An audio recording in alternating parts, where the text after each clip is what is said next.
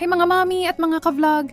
Ngayon, ipapakita ko sa inyo ang move-in rituals, jar na perfect para sa bagong bahay o kahit simpleng paglipat. Simple lang, mura pero nakakatuwang gawin.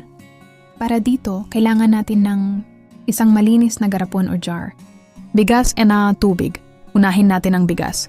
Bulak no asin no asukal kalinisan na.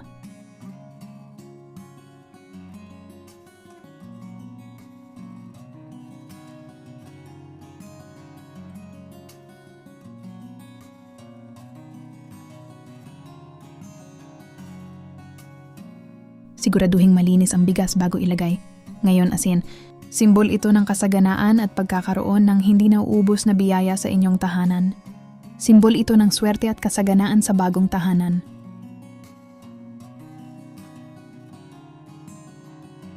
Siguraduhin na evenly distributed ang asin sa jar para balanced ang vibes.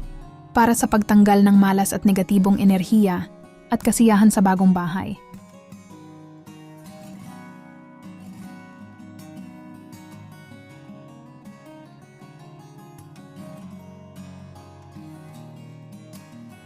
Sunod, ang tubig. Simbol ito ng kalinisan, malinaw na enerhiya, at daloy ng magandang vibes sa loob ng bahay. Kahit ilang barya lang, pwede na para sa financial blessings. Lahat ng ito may simbolikong kahulugan para sa kasaganaan.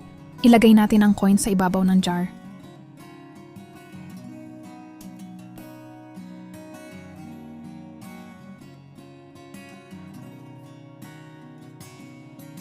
Mingbulak naman, para sa proteksyon at kaginhawaan ng pamilya, pinapakita nito na malambot at maayos ang ating paligid at pinapawi ang stress sa bagong bahay.